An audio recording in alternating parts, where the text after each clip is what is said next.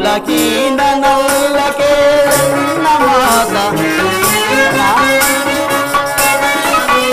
ಕುಲಕೀನ ನಲ್ಲ ಕೇಳಣ್ಣ ಮಾತ ರವಿವಂಶದ ಸುರವೀರ ಸುಕುಮಾರವ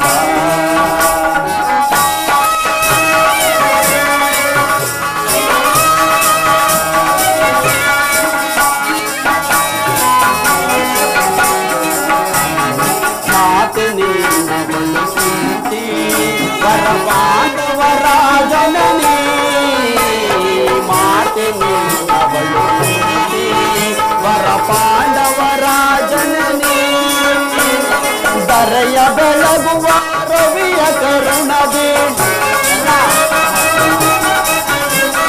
ದರೆಯ ಬೆಳಗುವ ರವಿಯ ಕರುಣದಿ ಮಹಾಮಗನೆಂದೆನಿಸಿದರೆ ಬರಲಿಯ ಸುಕುಮಾರವ ಸುರವೀರ ಸುಕುಮಾರವ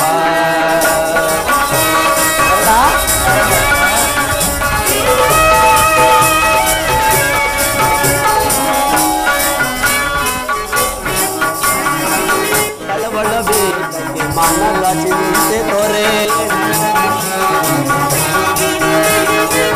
ಕಳವಳಬೇಕಕ್ಕೆ ಮನದ ಚಿಂತೆ ತೊರೆ ಅವಿತವನಗಳು ಕೀರ್ತಿಯ ಪಡೆವೆ ಅವಿತವನಗಳು ಕೀರ್ತಿಯ ಪಡೆವೆ ನನತರ ನೆನೆಸಿದ ಮೇದಿನಿಯೊಳು ನೀ ಗಣತರ ನೆನೆಸಿದ ಮೇದಿನಿಯೊಳು ನೀ ಮನೆಂದರಿಸಿ ನರಬರಸಿಯ ಸುಕುಮಾರವ ಸುರವೀರ ಸುಕುಮಾರವ ಸುಕುಮಾರವ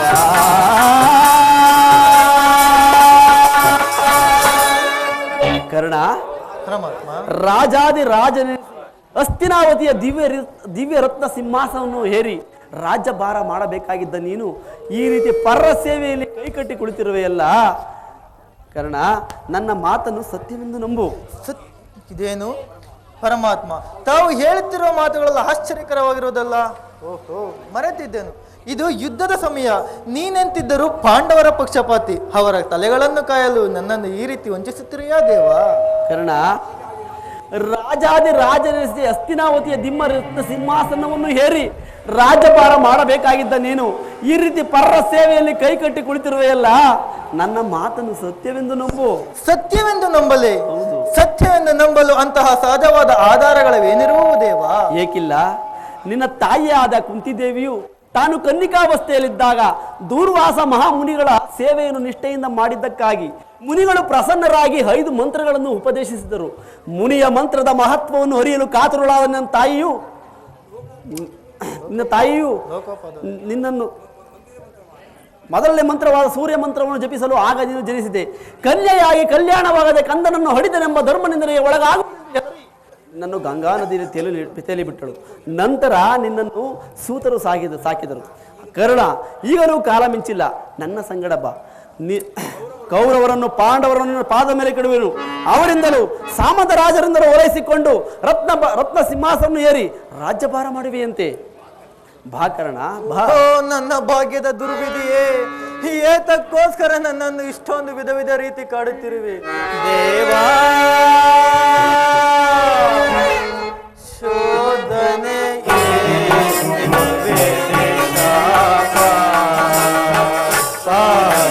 ಯಾಗಿ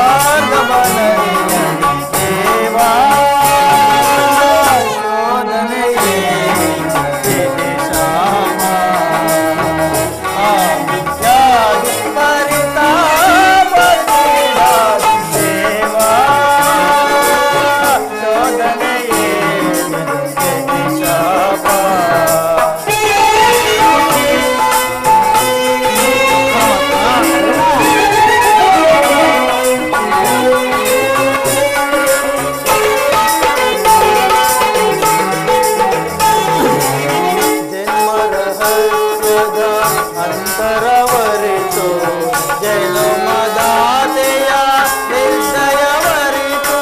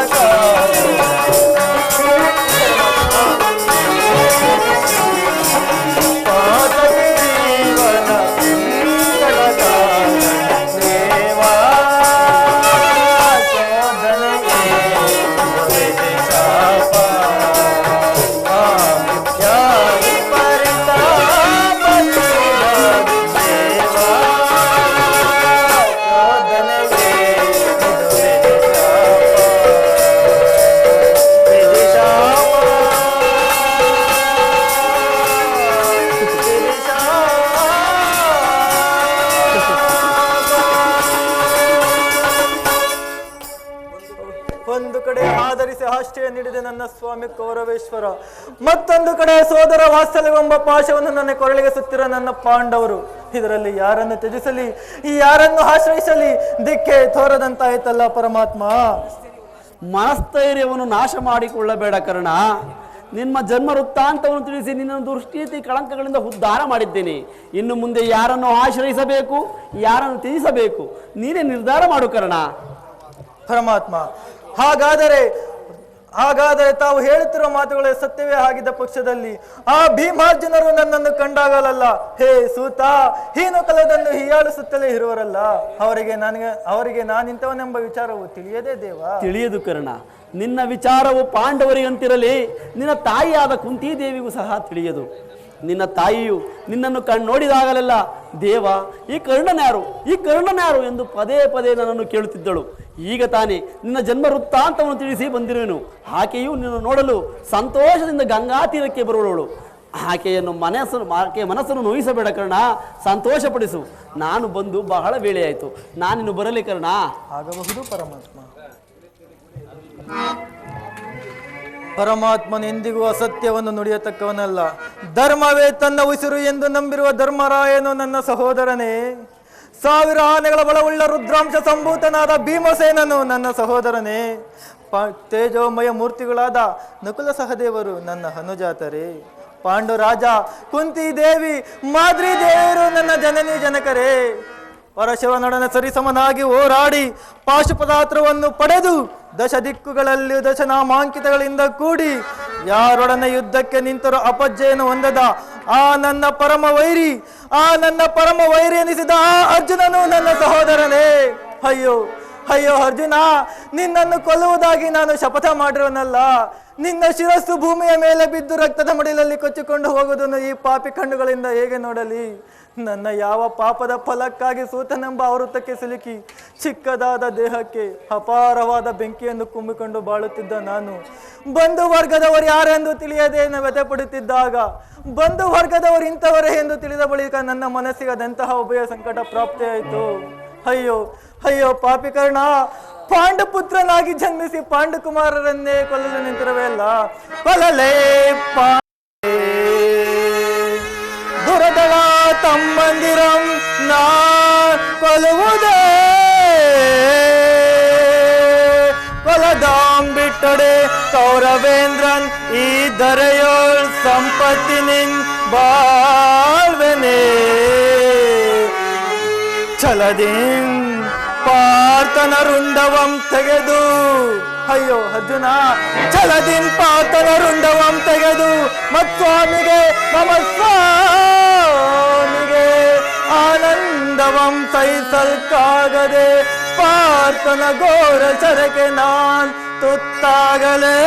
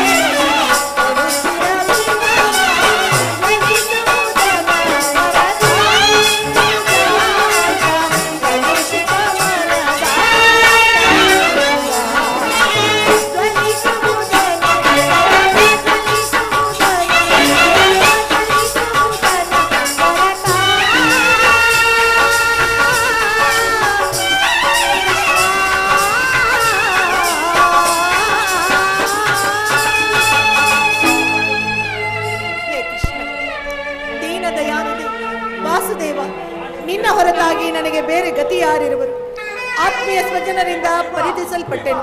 ಕೈ ಹಿಡಿದ ಪತಿಗಳು ನನ್ನನ್ನು ಭೋಗ ವಸ್ತುವಿನಂತೆ ದ್ಯೂತ್ಯದಲ್ಲಿ ಪಡವಾಗಿಟ್ಟು ಸೋತರು.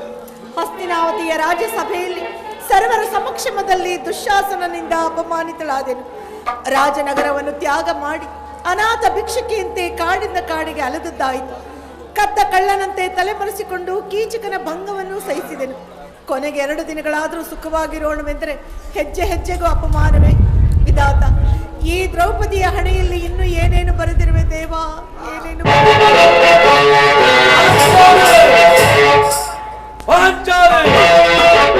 ಇವಳೇಕೆ ಈ ರೀತಿ ಚಿಂತಾಮಗ್ಗಳಾಗಿರುವಳು? ಪ್ರಿಯತಮೆ,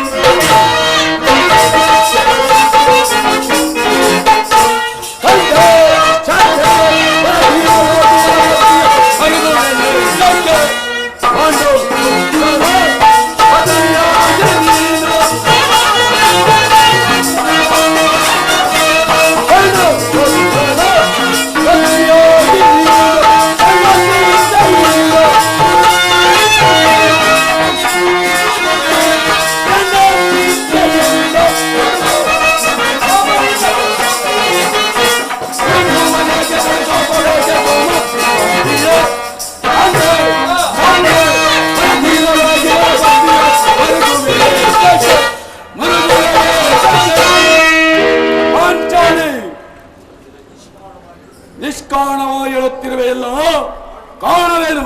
ನಾನು ನಿಷ್ಕಾರಣವಾಗಿ ಅಳುತ್ತಿಲ್ಲ. ಈ ಪಾಂಚಾಲಿಯ ಅಳುವಿಗೆ ಒಂದಲ್ಲ 10 ಕಾರಣಗಳಿರಬಹುದು. ನೀವು ಪುರುಷರು, ಯಾರಾದರೂ ನಿಮ್ಮನ್ನು ಅಪಮಾನ ಮಾಡಿದರೆ, ದುರ್ವಾಕ್ಯಗಳನ್ನಾಡಿದರೆ ನೀವೇ ಅವರಿಗೆ ಪ್ರತೀಕಾರವನ್ನು ಮಾಡುವಿರಿ. ಆದರೆ ಸ್ತ್ರೀಯರ ವಿಚಾರವೂ ಹಾಗಲ್ಲ. ಅವರು ಅನ್ನ ವಸ್ತ್ರಗಳಿಗಾಗಿ ಪರರನ್ನೇ ಆಶ್ರಯಿಸಬೇಕು. ತಮ್ಮ ಆತ್ಮ ಗೌರವವನ್ನು ಉಳಿಸಿಕೊಳ್ಳಲು ಅವರಿಗೆ ಅನ್ಯರಾಶ್ರಯ ಬೇಕೇ ಬೇಕು. ವಿಧಾತ, ಇಂತಹ